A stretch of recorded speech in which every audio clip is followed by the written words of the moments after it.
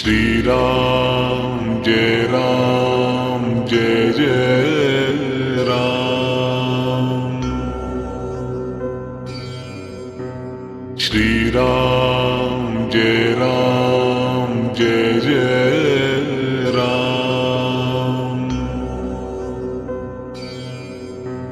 श्री राम जय जय राम।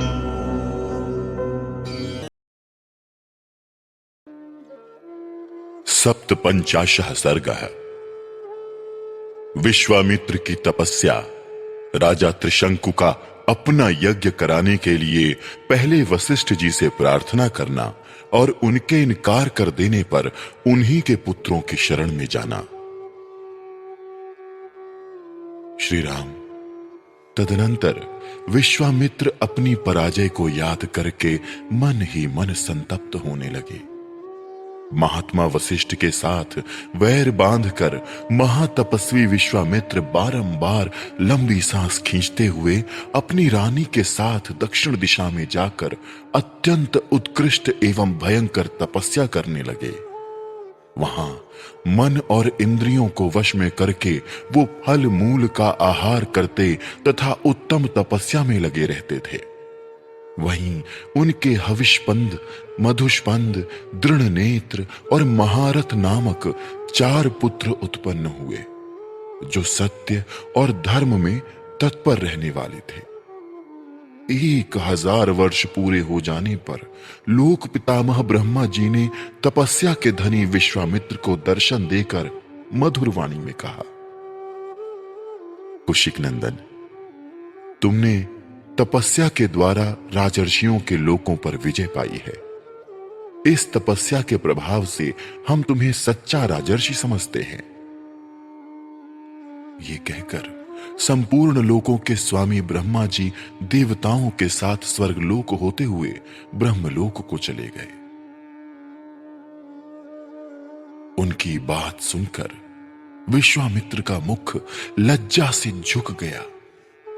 वो बड़े दुख से व्यथित हो दीनता पूर्वक मन ही मन यूं कहने लगे, अहो, मैंने इतना बड़ा तप किया तो भी ऋषियों सहित संपूर्ण देवता मुझे राजर्षि ही समझते हैं। मालूम होता है इस तपस्या का कोई फल नहीं हुआ।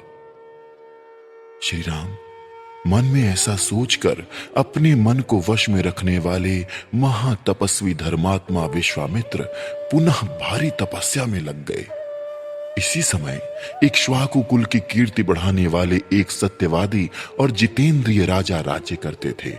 उनका नाम था त्रिशंकु। रघुनंदन, उनके मन में यह विचार हुआ कि मैं कोई ऐसा यज्ञ करूं जिससे अपने इस शरीर के साथ ही देवताओं की परम गति स्वर्गलोक को जा पहुंचूं। तब उन्होंने वशिष्ठ जी को बुलाकर अपना यह विचार उन्हें कह सुनाया। महात्मा वशिष्ठ ने उन्हें बताया कि ऐसा होना असंभव है। जब वशिष्ठ ने उन्हें कोरा उत्तर दे दिया, तब वो राजा उस कर्म की सिद्धि के लिए दक्षिण दिशा में उन्हीं के पुत्रों के पास चले गए।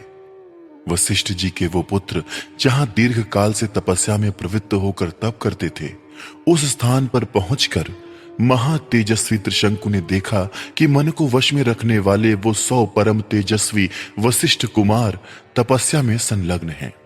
उन सभी महात्मा गुरुपुत्रों के पास जाकर उन्होंने क्रमशः उन्हें प्रणाम किया और लज्जा से अपने मुख को कुछ नीचा किए हाथ जोड़कर उन सब महात्माओं से कहा, गुरुपुत्रों, आप शरणागत वत्सल हैं। मैं आप लोगों की शरण में आया हूं। आपका कल्याण हो। महात्मा वशिष्ठ ने मेरा यज्ञ कराना अस्वीकार कर दिया है। मैं एक महान यज्ञ करना चाहता हूं।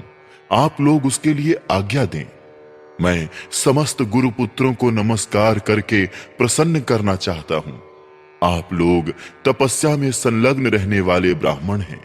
मैं आपके चरणों में मस्तक रखकर यह याचना करता हूं कि आप लोग एकाग्र चित्त हो मुझसे मेरी अभीष्ट सिद्धि के लिए ऐसा कोई यज्ञ करावें जिससे मैं इस शरीर के साथ ही देवलोक में जा सकूं।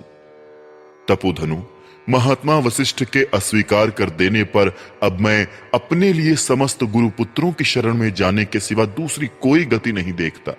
समस्त इक्ष्वाकु वंशियों के लिए पुरोहित वशिष्ठ जी ही परम गति हैं।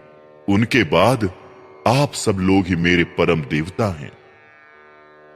इस प्रकार श्री वाल्मीकि निर्मित आर्ष रामायण आदि काव्य के बाल कांड में 57वां सर्ग पूरा हुआ।